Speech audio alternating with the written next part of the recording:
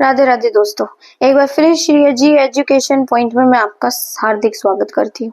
तो इसी सीरीज में हमारा इतिहास आज से शुरू हो गया है। तो पार्ट नंबर 1, कब, कहाँ और कहाँ कैसे, यानी कि तारीख कितनी इंपॉर्टेंट होती है। इस परिप्रेक्ष्य में इतिहासकार ये वर्णन करते हैं कि कोई राजा को कब ताज पहनाया गया, किस साल उस राजा का विवाह हुआ, कौन सी घटना किस समय हो रही है, या फिर किस समय युद्ध हुए, किस समय वो राजा मारा गया, किस समय राजा का पुत्र जन्मा। तो इन सब के कंटेंट को जानने के लिए, या फिर बोले कि क्रोनोलॉजिकली अगर हमें चीजें जाननी है कि किसके बाद कौन सी डायनेस्टी या कौन सा राजा आया, तो उसके लिए हमें महत्वपूर्ण होती है तारीखें।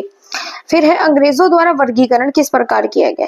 तो अगर अर्थशास्त्र और एक दार्शनिक रहे हैं जिनका नाम है जेम्स मिल, इन्होंने एक पुस्तक रची जिसका नाम था हिस्ट्री ऑफ ब्रिटिश इंडिया।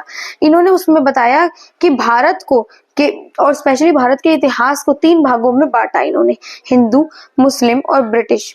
किंतु बाद में इतिहासकारों ने इसे प्राचीन, मध्यकालीन और आधुनिक भारत के रूप में विकृत किया।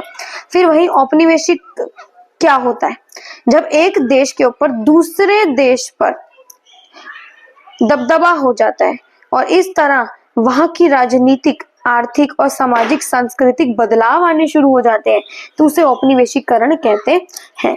इतिहास लिखने तो इम्पोर्टेंट स्रोत भी रहे हैं हमारे, जिनमें सबसे पहले आता है अभिलेख। फिर है सरकारी रिकॉर्ड, इतिहासकारों का एक महत्वपूर्ण साधन होते हैं। तो एक तो होते हैं सरकारी रिकॉर्ड और दूसरे होते हैं हमारे सामान्य रिकॉर्ड्स। यानी कि सरकारी रिकॉर्ड में क्या आता है कि हर निर्देश, कोई योजना हो गई, कोई नीतिगत फैसले लिए गए, या जांच पड़ताल को जो भी उसके अंतर्गत लिखना के लिए जरूरी वक्तव्य था उसको लिखा गया। क्योंकि अंग्रेजों को ये लगता था कि जो उनके अहम दस्तावेज हैं उन्हें हमेशा संभाल कर रखना चाहिए, तो इसीलिए उन्होंने इस चीज को और प्रिजर्व करने के लिए इन्होंने अभिलेख कक्ष बनवा दिए। वहां पर ये सारी अपनी चीजों को सेव करके रखते थे।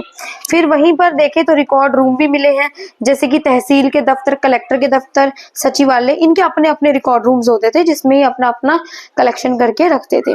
उसके बाद आर्काइव्स की स्थापना होती थी, अभिलेखागार, संग्रहालय बनाए जाने लगे जिसमें दस्तावेजों को अच्छे तरीके से प्रिजर्व किया गया। फिर वही 19वीं शताब्दी के मध्य तक छपाई तकनीक के चलते कई प्रतियां जानी, यानी कि इससे पहले तक हाथों से लिखा जा रहा है, जिससे कि कई प्रतियां नहीं छापी जा सकती थी क्योंकि बहुत समय लगता था चीजों को कॉपी करने में।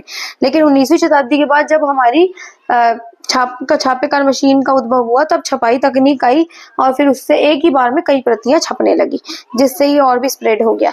सर्वेक्षण का बढ़ता महत्व क्या था कि अंग्रेजों का विश्वास था कि किसी देश पर अच्छी तरह शासन चलाने के लिए, तो इसके लिए उन्होंने क्या किया, गांव का सर्वेक्षण कराना शुरू किया और इन सर्वेक्षणों में धरती की सतह और मृदा की गुणवत्ता को ज्यादा परवाह दी गई।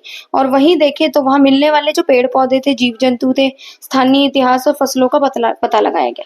हर 10 साल में जनगणना की शुरुआत की गई। साथ ही यही नहीं, और भी न केवल जनसंख्या का सर्वेक्षण बल्कि वानस्पतिक, वैज्ञानिक, पुरातात्विक, मानव शास्त्रीय, वन सर्वेक्षण भी करवाए गए। फिर ये तो थे हमारे सरकारी रिकॉर्ड्स के बारे में। अब हम आते हैं कि सामान्य रिकॉर्ड्स क्या थे। तो इसमें लोगों की डायरियां, तीर्थ यात्रियों और यात्रियों के संस्मरण, आत्मकथाएं और स्थानीय बाजारों में बिकने वाली पुस्तकें महत्वपूर्ण हो जाती है। जैसे छपाई की तकनीक फैली, अखबार छपने लगे और विभिन्न मुद्दों पर बहस भी होने लगी। नेताओं, सुधारकों ने अपने विचार प्रस्तुत करने शुरू किए। किंतु इससे हम ये नहीं जान सकते कि जो हमें यही पता चलता है कि जो पढ़े लिखे लोग थे, केवल उन्हीं के ही विचार हमें यहाँ पर देखने को मिलते हैं। किंतु उन लोगों का क्या, जो मजदूर वर्ग थे, किसान वर्ग था या आदिवासी वर्ग था, जो पढ़ लिख नहीं सकते थे, तो उनके बारे में हमें यहाँ पे जानकारी नहीं प्राप्त होती। तो आशा करती हूँ कि आपको इस चैप्टर की समझ बनी होगी। कमेंट करके जरूर बताएं। धन्यवाद। राधे राधे।